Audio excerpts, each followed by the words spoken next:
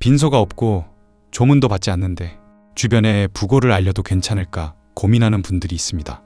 특히 부고에 계좌번호까지 적혀 있다면 받는 사람 입장에서는 조문은 받지 않으면서 부의금만 보내달라는 건가? 이렇게 생각할 수도 있는데요. 그렇다고 가까운 친지들에게 고인의 별세 소식을 알리지 않을 수도 없습니다. 그럼 무빈소 장례에서는 부고장을 보내도 괜찮을까요? 이번 영상에서는 무빈소로 진행한다면 부고 소식을 알려도 되는지, 또 무빈소 부고 작성 시 유의사항에 대해 알아보겠습니다. 장례 지도사 김으뜸입니다. 실제로 으뜸상조를 통해 장례식을 진행하다 보면 10상가 중에 두세 상가는 무빈소로 진행할 정도로 요즘 무빈소 장례식이 하나의 장례 문화로 자리를 잡아가고 있습니다. 하지만 아직까지 무빈소로 진행하게 된다면 보완해야 될 부분들이 적지 않은데요. 그중 하나가 바로 무빈소로 진행하는데 부고장을 만들어 달라고 요청하거나 주변에 부고 소식을 알려도 괜찮은지 고민하는 분들이 많이 계십니다. 그럼 결론부터 정리해드리자면 무빈소 장례식이어도 부고장을 보내도 괜찮습니다. 부고장을 보내는 이유는 단순히 조문을 와달라고 요청하는 게 아니라 고인이 돌아가셨다는 소식을 알리거나 주변에 상중임을 알리는 의미가 있습니다. 오히려 장례 중에 아무런 연락도 하지 않았다가 장례가 끝난 후에 소식을 전하게 되면 가까운 분들이 고인에게 충분한 애도를 갖지 못해 무거운 감정을 느낄 수도 있습니다. 그럼 무빈소 부고 소식은 어떻게 알려야 되고 유의사항은 무엇이 있을까요? 유의사항에 대해 딱 3가지로 알려드리고 무빈소 부고장의 예시를 알려드리겠습니다. 첫째, 부고장에 무빈소 장례식으로 진행한다고 명시하고 장례식장을 기재해서는 안 됩니다. 혹여나 부고 소식을 받자마자 급한 마음에 장례식장만 보고 빈소가 없는데도 조문을 올 수 있습니다.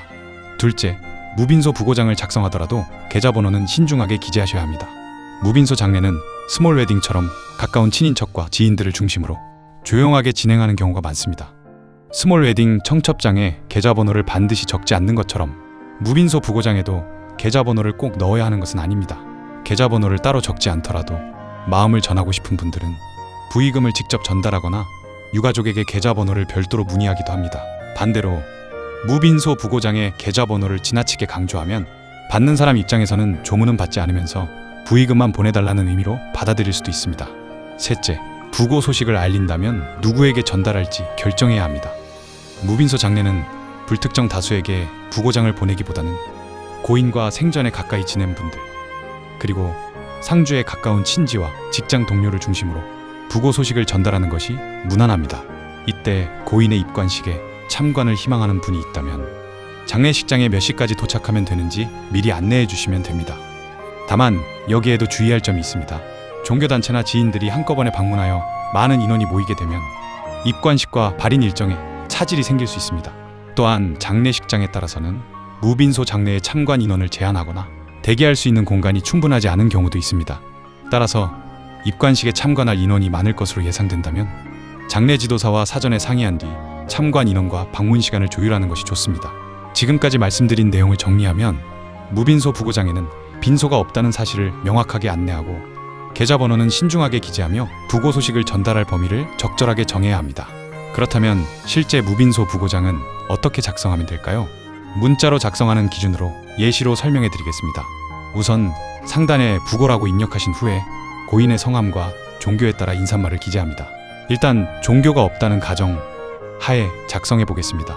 그 다음에는 부고 소식을 전달하면서 가족들끼리 무빈소로 진행한다는 내용을 기재해 주셔야 됩니다. 예를 들면 직접 연락드리는 것이 도리나 문자로 대신하여 부고를 전하게 된 점 너른 양해 부탁드립니다. 고인의 뜻에 따라 빈소를 마련하지 않고 가족끼리 조용히 장례를 진행하여 별도의 조문은 정중히 사양하오니 따뜻한 위로의 마음으로 함께 해주시면 감사하겠습니다. 그리고 유족 명단을 작성해 주시면 되는데요. 고인의 직계자녀와 배우자 성함을 기재해 주시면 됩니다. 마지막으로 입관식과 화장, 장지 정보들을 순서대로 기재합니다. 입관식 6월 10일 08시, 발인 일정 6월 10일 10시, 화장 일정 6월 10일 12시, 서울 추모공원, 장지 일정 6월 10일 14시, 용인 추모공원 예정. 다만 이러한 일정은 담당 장례 지도사에게 일정을 요청하시길 바랍니다. 참고로 장지 일정은 화장 후 이동 시간이 있어 실제 예상 시간과 차이가 날 수 있습니다. 생각보다 어렵지 않지만 혹여나 무빈소 부고 양식이 필요하신 분들은 네이버 카페 다이렉트 장례 준비에 가입해 주시면 종교별 무빈소 부고양식뿐만 아니라 무빈소 장례 절차에 대한 정보들을 공유해드립니다. 그리고 무빈소 장례라고 해서 부고 소식까지 알리지 않아야 하는 것은 아닙니다. 다만 부고장을 작성할 때는 빈소가 없다는 사실과 계좌번호는 신중하게 기재하시는 것이 좋습니다. 또한 입관식 참관을 안내할 경우에는 방문 인원과 시간을 미리 조율해 장례 일정에 차질이 생기지 않도록 주의하셔야 합니다. 오늘 영상이 무빈소 장례를 준비하시는 분들에게 조금이나마 도움이 되었으면 좋겠습니다.